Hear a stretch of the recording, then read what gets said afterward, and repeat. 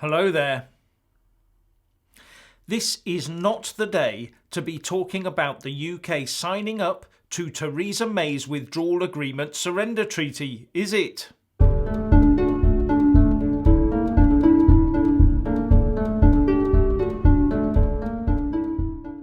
The first thing I have to mention is that today is Victory in Europe Day, or VE Day.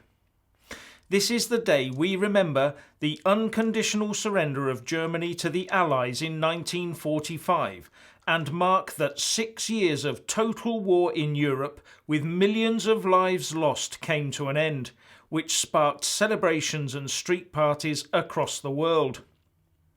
And now we have Theresa May trying to force the UK to sign up to that withdrawal agreement surrender treaty of hers with the EU. You just could not make it up. And talking of our PM, she was asked to resign during PMQs today, with the request coming from one of her own MPs, the Brexiteer Andrea Jenkyns, who said, "She's tried her best. Nobody could fault or doubt her commitment and sense of duty, but she has failed.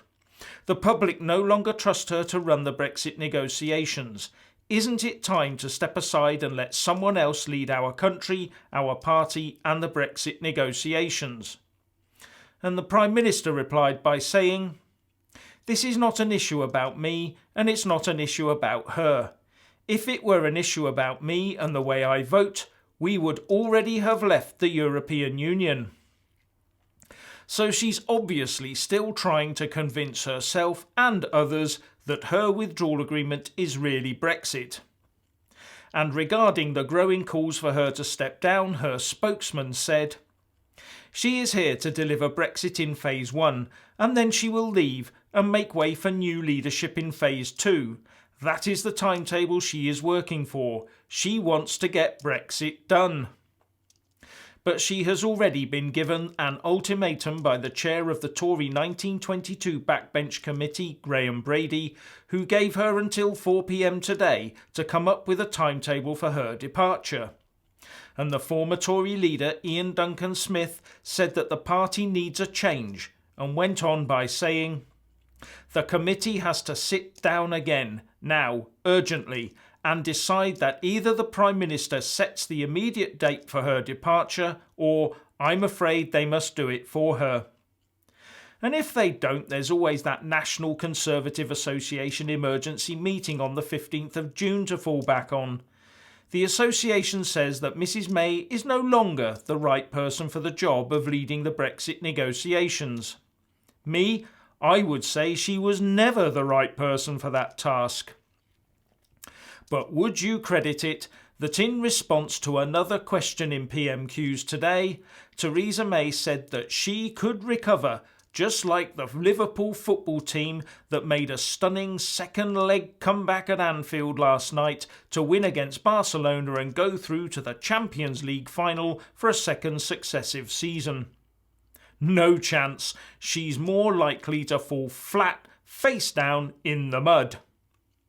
And finally, in continuance of the potential Huawei role in the future UK 5G telecommunications system, in a joint press conference with the UK Foreign Secretary Jeremy Hunt, the US Secretary of State Mike Pompeo has warned that allowing the Chinese tech giant such access to the UK internet could endanger UK-US defence cooperation.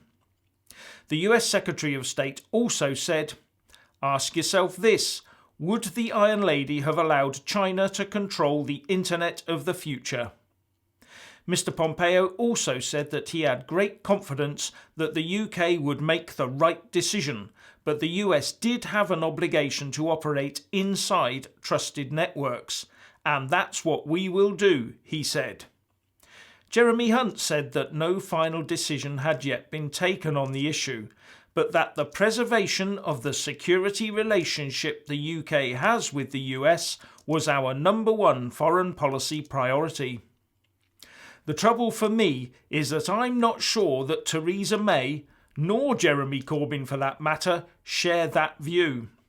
It seems to me that Theresa May is intent on shifting our whole UK defence posture to being one of kneeling at the feet of Brussels, whereas Jeremy Corbyn gives the appearance that he would rather we didn't defend ourselves at all. How soon we forget the lesson that the best way to defend yourself is to prepare for war. Otherwise, our heirs will be facing more horrific conflicts. But they may not get to see the future equivalent of VE Day, a day that signalled our continuing freedom.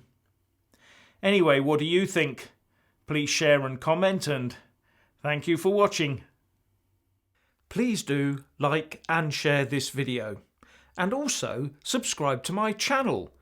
And when subscribing, please do remember to press on the little bell next to the subscribe button. That way you'll get an alert every single time I put up a new video. Thank you very much for watching.